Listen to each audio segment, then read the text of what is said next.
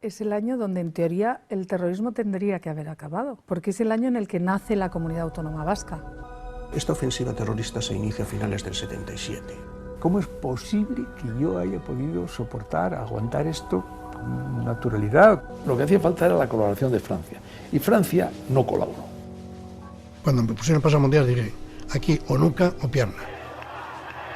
No hay entorno de ETA ni proletarios, hay ETA, nada más. Lo mantienen secuestrado durante las elecciones y pocos días después de las elecciones lo asesinan de la manera más cruel. Había un diseño clarísimamente de acabar con UCD, ¿no? El exterminio físico de los militantes de UCD en el País Vasco. ¿Cuál es la alternativa? Matar tantos policías y militares que ante la amenaza de un golpe de Estado el gobierno tenga que ceder. Sorprendieron a los dos guardias que estaban cenando sentados en la mesa y los ametrallaron a escasos centímetros de distancia. A lo mejor en esos momentos primaba más el decir, bueno, pues yo tengo que informar bien de esto y tengo que darlo rápido, que el darte cuenta que ahí había una tragedia humana de primera magnitud. ¿Cómo nos llamaban? Los coreanos. Las víctimas eran personas a las que había que dejar de lado socialmente para evitar contaminarse de ellas. ¿Por qué se ha producido este fenómeno en un pueblo civilizado, con historia, con futuro? Uno de los asesinatos sin resolver es el de mi padre. Entonces yo, por supuesto, quiero justicia para él, y justicia significa que cada uno responda de lo que ha hecho. Matar fue una decisión de todos los que mataron, de los que apoyaron a una organización que mataba. No fue casualidad. 95 asesinatos en un solo año, uno cada 3 días, 200 atentados. El año 80 fue el año más sangriento en la historia de ETA. En el 77 se había aprobado la ley de amnistía, un año después vino la Constitución, en el 79 salía adelante el Estatuto de Autonomía, pero para ETA aquello solo eran formas de perpetuar una dictadura. El documental 1980 del realizador Iñaki Arteta, presentado en la sección Tiempo de Historia de la Seminci, nos devuelve un tiempo oscuro, un tiempo de reflexión, un tiempo muy cruel, cuyas consecuencias aún estamos pagando. Iñaki Arteta es de Baracaldo, está hoy aquí en estos estudios con nosotros. Tenías 21 años, Iñaki, en 1980. ¿Cómo estás? Bienvenido. Buenos días, Almudena. Muy bien. Pues sí, tenía 21 años, sí. Y estudiabas arquitectura en Barcelona. Efectivamente, sí. Y bueno, pues los veranos los pasaba aquí en Euskadi, naturalmente. ¿Y qué años aquellos, eh? Sí, años oscuros, tú lo has dicho, ¿no? También esperanzadores porque, claro, comenzamos la democracia, parecía que había pasado lo peor, ¿no? Y fueron unos años difíciles con esa especie de contradicción en el aire, ¿no? Que aspirábamos a vivir mejor en libertad y en democracia, a vivir encima en las comunidades autónomas con unos estatutos que permitían un autogobierno interesante, pero por otra parte la existencia de violencia pues daba el contrapunto dramático, ¿no? Exactamente, ¿qué es lo que te ha llevado a dirigir 1980? Porque esta tampoco es la primera obra en la que la violencia de ETA está presente, en una especie de agarrarse a que la memoria no se desvanezca como una niebla bajo los rayos del sol, ¿no? Tú te has empeñado en este trabajo, ¿por qué?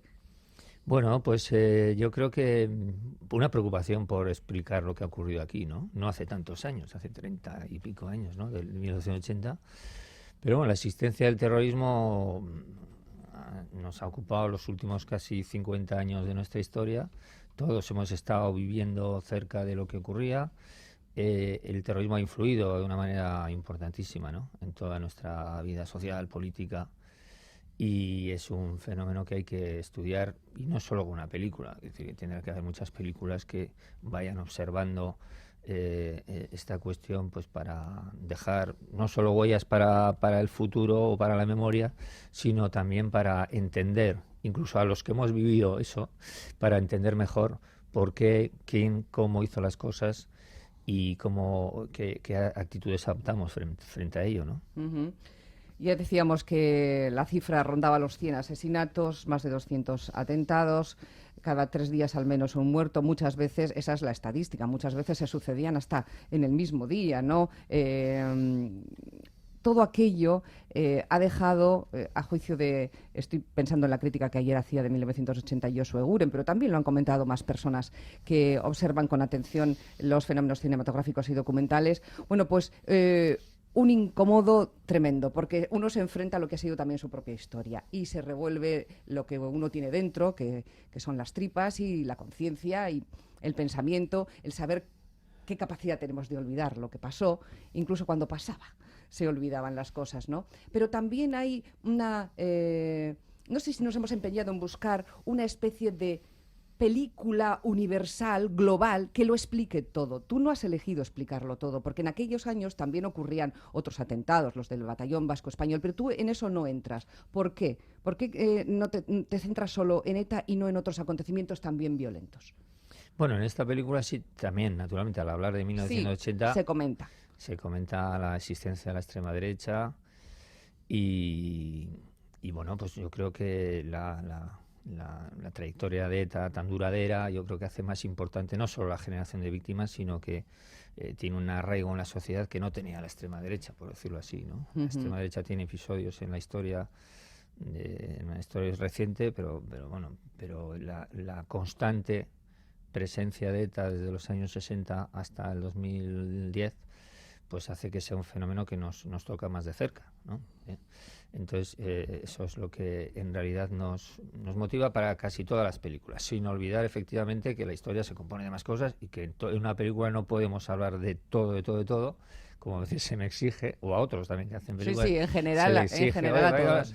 Hombre, esperemos que haya más documentos que entre todos pues formen no un escenario de confusión, sino que todos puedan aportar informaciones válidas, rigurosas, para entender los fenómenos y todos colocarlos en su sitio, porque claro, también hay una tendencia a mezclar ¿no? Y a uno, como se decía, a uno le roban el boli y a otro le matan a su padre, pues no lo mismo, no sé. Es decir, que hay que poner las cosas en su sitio, ¿eh? Los problemas de distribución, ¿los hay para distribuir entre nosotros aquí en Euskadi una película como esta, 1980? Bueno, hay películas como la mía que tienen una difícil distribución en cualquier sitio, porque el documental no tiene mucha salida comercial, los exhibidores naturalmente lo saben, y en ese sentido ya es complicado de salida, ¿no? Pero en Euskadi, pues no, yo creo que no parece que sería más interesante que sería en Euskadi que en otros sitios, pero bueno, hemos intentado que esté en unas cuantas ciudades y está en Bilbao y está en Vitoria, también en Madrid, Barcelona y Santander de momento, pero luego es posible que se mueva un poco más. Hay muchos, digamos, factores políticos que rodean esta historia, la que se refleja en el documental de Iñaki Arteta 1980. Pero a mí personalmente, y esto ya es una elección personal o quizá un sentimiento personal, me parece que los testimonios humanos son tan impresionantes, tan profundamente humanos y sencillos en su sangriento describir, porque es que no sé cómo decirlo, que a mí me llegaron profundamente cuando vi la película. Creo que es por ahí, probablemente por donde todos podemos encontrar seguramente algún punto de unión, ¿no?, con las cosas. Cosas terribles que han pasado y que parece que se quedaron un poco en el olvido. Y eso nos lleva a la situación actual, Iñaki. La situación actual, que es una situación sin violencia, ¿esto es la paz? ¿Esto que estamos viviendo ahora esto era lo que estábamos buscando ahora mismo? Lo que está buscando quién, habría que saber, ¿no? Porque seguramente entre nuestra población, entre las distintas opciones políticas, pues cada uno aspiraba a cosas diferentes, naturalmente. Y en ese sentido yo no tengo opinión, ¿no? Yo creo que yo quiero vivir en una sociedad que sea respetuosa, que permita las diferentes ideologías, las diferentes posturas sobre qué país queremos y tal, dentro de eso, por supuesto, de una ausencia de violencia, por supuesto fuera del sectarismo, y en el que entremos todos de una manera igualitaria a decidir cómo queremos vivir, ¿no? ¿Esto es paz? Bueno, pues la ausencia de guerra o de violencia es paz. Bueno, la paz no solo consiste en que no haya violencia, sino yo creo en que haya justicia y a que la democracia esté en todos los estamentos de nuestra vida social y política, ¿no? ¿Y qué papel juega el cine, juega el trabajo que tú has hecho u otros, porque supongo que habrás visto el resto de películas, que ahora ha habido pues, una pequeña avalancha, ¿no?, de películas que están relacionadas con nuestra historia, pues desde La Saizabala, pasando por la película de Marías, en fin, tú las ves, obviamente, ¿no? ¿Qué papel tenéis vosotros, los realizadores, los que pensáis en forma de imágenes en todo esto? Pues la de hablar del tiempo que nos ha tocado vivir, ¿no? Yo creo que eso es una de las opciones del autor, ¿no? Hay muchas opciones para desarrollar lo que uno tiene en la cabeza, desde la comedia hasta bueno, lo que quieras, ¿no? Hasta la fantasía. Y yo creo que, y así me lo tomo yo, ¿no? Yo creo que hay que estar atento, o una opción interesante es estar atento a lo que ocurre en tu tiempo, a las cosas importantes que ocurren en tu tiempo, intentar dar explicaciones, dar informaciones, también dar un punto de vista personal, naturalmente, ¿no?, sobre esos asuntos importantes, ¿no? Claro, cada uno va construyendo su obra, y junto con otras obras, pues bueno, pues se pueden dar pistas a la sociedad de cómo ha sido una época, ¿no? Hay muchas personas cuyos testimonios hablan de la crudeza de lo que supuso para ellos vivir las dos muertes, ¿no? La muerte del asesinado, de la persona asesinada, y luego la muerte civil en el territorio que rodeaba su estancia aquí, la de las fuerzas policiales, pero también de personas que no tenían que ver con ellas y que fueron asesinadas. Y me gustaría nombrarlas a todas, pero no puedo. Y sé que se lo merecen. No sé a cuántas recurriste, Iñaki, para poder elaborar el documental, cuántas te dijeron sí, estoy dispuesto a contarte lo que yo siento, y cuántas dijeron que no. Yo creo que en la película hay como unos 20 testimonios, creo recordar. Pero bueno, acudimos por lo menos al triple, ¿no? Y bueno, también hay que pensar que, claro, estábamos buscando historias de hace 34 años, 35 años, y que tuvimos que hacer casi una labor detectivesca para dar con alguien que fue un familiar de una persona que mataron hace 34 años, o que era novio o novia de alguien que tal. Historias que ya sobre el papel, sobre la documentación, la hemeroteca, nos parecían muy interesantes, y fue muy difícil de encontrar. Y en otros casos pues encontramos a gente que ya no te voy a decir que lo tuviera olvidado, pero no tenía ganas de contar, de rememorar esa época. Y luego también hay gente que, viviendo en Euskadi, pues también entiende que es mejor protegerse y no exponer públicamente sus historias, que va a ir más tranquilo. Y también pues todo eso, sorteando todas esas dificultades, al final sí llegamos a dar con testimonios pues también muy importantes y muy importantes, ¿no? Hay periodistas, hay esos testimonios a los que hacíamos referencia, políticos. Como no puedo nombrar a todos, he mencionado, voy a hacer mención de unos cuantos. Por ejemplo, de Francisco Astuy, hijo de un asesinado. Él tenía 19 años, se llama el asesinado Ángel Astuy. Dice que uno de los secuestradores de Ortega Lara fue su compañero cuando eran pequeños. En Oñate fue asesinado el guardia municipal, y solo 2 personas le dieron el pésame. Solo 2 personas. Decía que les llamaban coreanos y que maquetos, y esas 2 personas que dieron el pésame eran 2 de 250 trabajadores en el lugar donde él estaba. José Javier Uranga, director del Diario de Navarra, 1980, le dispararon tantas veces que es un milagro que continúa con vida, ¿no? Un hombre y una mujer, 27 tiros, y incluso un tiro de gracia que entró por la nariz y por el ojo, y no murió. Y él decía, bueno, estuve 11 meses en el hospital, pero ahora estoy aquí y la democracia y la ley mandan. Que es una cosa que a mí me llamó la atención, que pudiera decir eso con esa serenidad.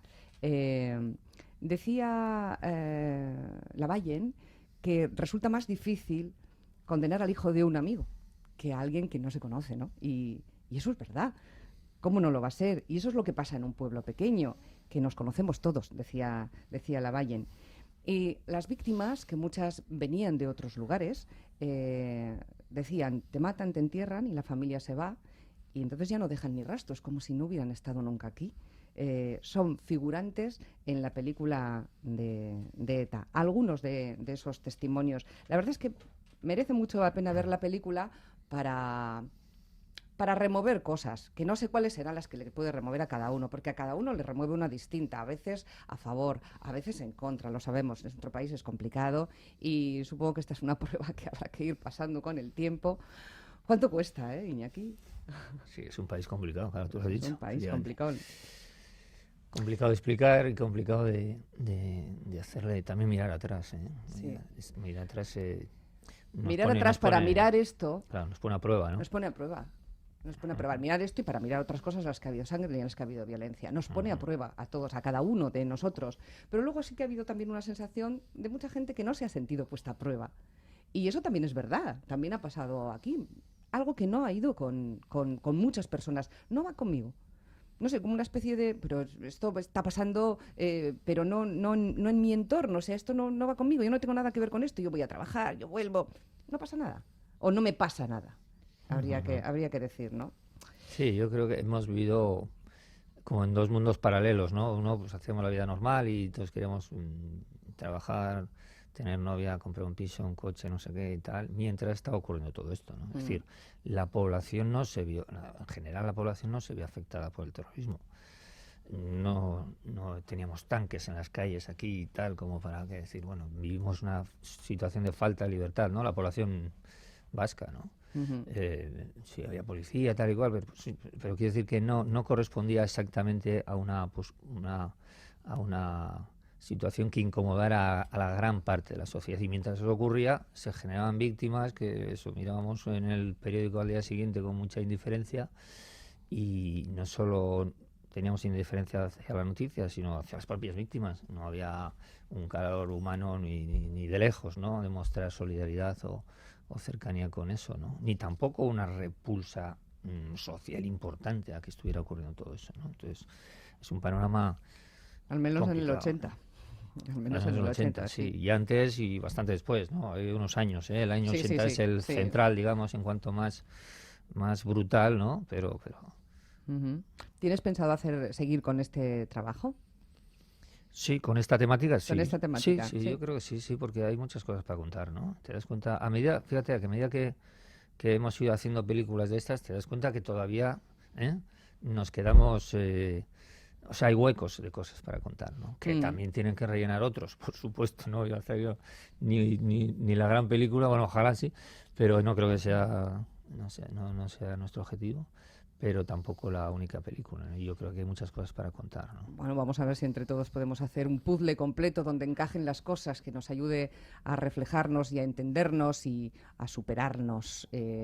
Y todo eso, pues de todo ese mosaico forma parte muchas películas. Una es esta, 1980, en la que se cita que la vida de los muertos está en la memoria de los vivos. Bueno, pues que así sea. Gracias por el trabajo, Iñaki, por presentarlo aquí en la radio. Hasta muy pronto y suerte. Muchas gracias, Almudena. Hasta pronto. Hasta pronto.